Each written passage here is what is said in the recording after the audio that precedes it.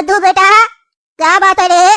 इतना उदास का है रे तुम? अभी तो बढ़िया से बात कर रहा था रे तुम, अचानक से उदास कैसे हो गया रे? अरे क्या बताए चाचा, हम जब से आए हैं ना तब से आप ही का तो उपकार रहा है। ये जो धंधा पानी हम किए, घर लिए, सब आपके वजह से लिए, आपके सपोर्ट की वजह से ले पाए हम। लेकिन अब ये नहीं समझ में आ रहा है, इतना कंपटीशन वाला मार्केट में धंधा करे तो करे कैसे? कस्टमर आता तो है लेकिन कुछ लेके नहीं जाता है, खर्चा दिन भर दिन बढ़ते जा रहा है, कमाई का ठिकाना नहीं है। पहले 20,000 में मेरा घर चल जाता था, आजकल 30-40 हजार भी कम पड़ता है। और अगर घर का सपोर्ट भी रहे तो आदमी आगे करने का कुछ सोचता भी है। लेकिन हमारे घर में मेरा 2 नालायक बेटा है जो खुद तो कुछ नहीं करता है, हमको भी कुछ नहीं करने देता है। तो आप ही बताइए चाचा, हम क्या करें?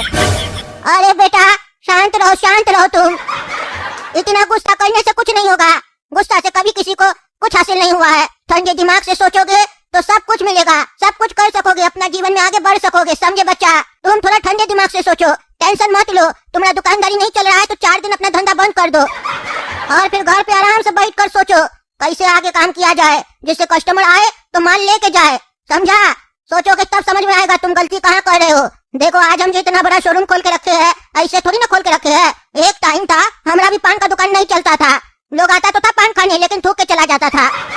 तो फिर हम भी बहुत टेंशन में आ गए थे। तो अब हमारा दुकान में एक ज्ञानी आदमी आया, वो हमको बोला बेटा 4 दिन दुकान बंद करो, घर पे बैठ के आराम से सोचो, धंधा काहे नहीं चल रहा है। हमको भी उस टाइम में लगा ये क्या बोल रहा है, लेकिन हम उसका बात को माने, हम रिस्पेक्ट किए उसका। हम 4 दिन अपना दुकान बंद रखे, घर पे बैठे आराम से सोचे हमको क्या करना चाहिए। लेकिन हम कितना भी घर पे सोचे हमको कुछ नहीं समझ में आया, हम अपना धंधा को आगे कैसे बढ़ाए।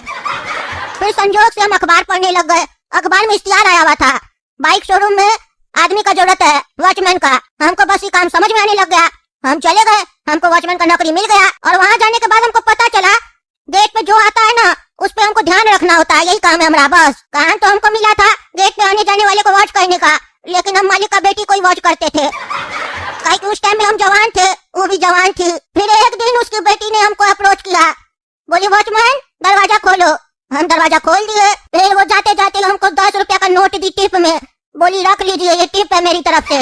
तो हम बोले मैडम ये टिप आप अपने पास रखिए, हम गरीब है, भिखारी नहीं है जो पैसा फ्री का ले लेंगे, जितना मेहनत करेंगे उतना ही पैसा लेंगे। बस यही बात सुन के मालिक की बेटी मेरे ऊपर फ्लैट हो गई, बोली इससे अच्छा हस्बैंड तो हमको मिल ही नहीं सकता है। फिर वो हमको बोली क्या तुम मेरे बच्चे का बाप बनना चाहोगे? हम बोले हाँ क्यों नहीं। फिर वो एक दिन हमको अपने बाबूजी से मिलवाई, कही पापा क्या आप इसको जानते हैं? तो उसका बाप बोला अरे हाँ हम इसको जानते हैं, ये हम लोग के शोरूम का वॉचमैन है। तो उसकी बेटी उससे पूछी तो क्या आप इसको अपने नाती का बाप बनाना चाहते हैं? तो उसका बाप हैरान हो गया ये बात सुनकर और गुस्से से बोला बदतमीज ये क्या कह रही हो तुम, ये वॉचमैन मेरा दामाद कैसे बन सकता है, इसका हैसियत नहीं है। बस ये बात सुनकर हमको गुस्सा आ गया, बस हम चिल्ला के बोल दिए लड़की से सुन लो बेइज्जती करवाना था तो गेट पे ही कर देती, घर बुला के बेइज्जती करने की जरूरत नहीं थी, हम जा रहे हैं।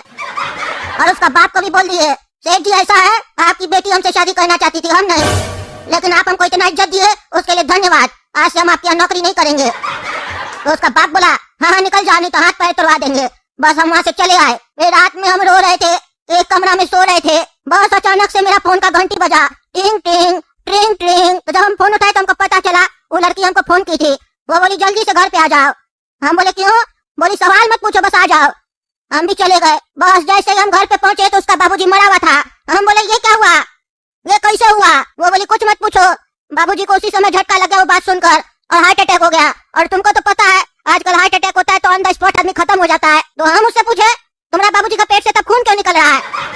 तो वो बोली मेरे बाबूजी का हार्ट ब्लास्ट कर गया है। हम बोले ये तो बहुत भयंकर केस हो गया भाई। तो हम बोले अब क्या करना है? तो वो बोली बाबूजी को पीछे गाड़ देना है, चलो मेरे साथ। तो हम बोले ऐसे क्यों, गाड़ोगी क्यों, जलाओगी नहीं, गाड़ोगी क्यों और किसी को बुलाओगी नहीं रिश्तेदार वगैरह को? तो बोली नहीं नहीं हमारा बाबूजी का इच्छा था, चलो चलो जो बोलते करो। तो हम भी उसका बाबूजी को घर का पीछे गड्ढा में गाड़ दिए। तब हम बोले अब हम जा रहे हैं। तो हमको बोली एक बात हम बता रहे तुमको, हम अपना बाबूजी को तुम्हारे लिए मार दिए। हम बोले क्या, तुम तो कहीं हार्ट ब्लास्ट हो गया था? तो बोली नहीं नहीं हम तो तुमसे झूठ बोले, हम मारे थे। तो हम बोले हम अभी पुलिस को बता रहे। तो बोली कैसे बताओगे, अब तो तुम भी ये जुर्म मेरे साथ की हो, हमारा बाबूजी को तुम ही तो ठिकाना लगाए, गाया कौन तुम ना, अब हमसे शादी करो और अगर नहीं करोगे तो बोली हम छुरी लाके तुम्हारा भी हार्ट ब्लास्ट कर देंगे। तो फिर हम मन में सोचे कि देखो ऑप्शन तो कुछ बचा नहीं है, लड़की हमको फंसा भी सकती है, मार भी सकती है, ऐसे भी साइको है। फिर हम सोचे लड़की देखने में भी बढ़िया है, हमसे प्यार भी करती है, तो हमारा तो फायदा है ना इसमें, मौका भी अच्छा लड़की भी अच्छा, तो इसमें उसका घाटा हमारा क्या जाता। तो अब उससे हम शादी करके ये शोरूम का मालिक बने और आज हमारी भी एक बेटी है। अरे चाचा आपका इतिहास तो बहुत खतरनाक है, तभी हम सोचते थे लोग इतना जल्दी पैसा कैसे कमा लेता है। आप जैसा ही हादसा होता होगा उस लोग के साथ भी। अरे हाँ, ईमानदारी से तो इतना पैसा नहीं ना कमाया जा सकता है, थोड़ा बहुत तो बेईमानी करना ना पड़ेगा जी। अरे तो चाचा आप कहना क्या चाहते हैं कि हम भी 4 दिन घर पे बैठकर ये सोचे कि बेईमानी कैसे करना है, तब हम भी सक्सेस हो जाएंगे? क्योंकि अब तो हमारा शादी होने से रहा, हम तो ऑलरेडी शादीशुदा है, तो हमको बेईमानी करके ना कमाना होगा। अरे हम ऐसा कहने के लिए थोड़ी ना कह रहे हैं। अरे चाचा एक आइडिया है मेरे दिमाग में, हम अपना बच्चा लोग को दुकान पे बैठाते हैं तो वो लोग बैठना नहीं चाहता है, काहे कि हम पैसा नहीं देते उस लोग को। लेकिन आप हमसे उस दिन पूछ रहे थे ना 2 लड़का नजर में है, हमको जरूरत है अपना शोरूम के लिए, जिसको आप 10-10 हजार रुपया सैलरी देंगे महीना का। तो एक काम करे, हम अपना दोनों लड़का को आपका शोरूम में काम पे लगा दे, उस लोग से जो काम करवाना आप करवाइएगा, बस उस लोग का सैलरी हमको दे दीजिएगा। और जरूरी नहीं है चाचा कि 10 हजार रुपया ही देना है, आपको जो अच्छा लगे वो दे दीजिएगा। इससे मेरा आर्थिक स्थिति भी सुधरेगा और बच्चा लोग भी मेहनत करना सीखेगा। हाँ, अपना आर्थिक स्थिति सुधार के हमारा आर्थिक स्थिति खराब करोगे, वही पुराना इतिहास दोहराना चाहते हो दोबारा। अपना लड़का लोग को हमारा शोरूम में काम करवा के हमारा मर्डर करवाना चाहते हो। जैसे हम बता दी हमारा एक तो बेटी भी है, तुम तो प्लान चलने लगा रे। तुमको हम 4 दिन बोले घर पे बैठ के सोचो, तुम 2 मिनट में सोच लिया। तुम दुकाने पे बैठो, समझा, ज्यादा मत सोचो, नहीं तो बहुत उल्टा सीधा सोच रहा है तुम। तुम्हारा लड़का लोग को हम नौकरी पे नहीं रखेंगे।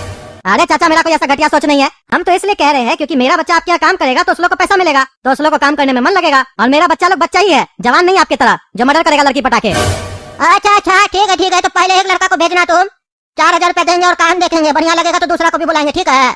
अरे हाँ ठीक है चाचा, 4 हजार में डन।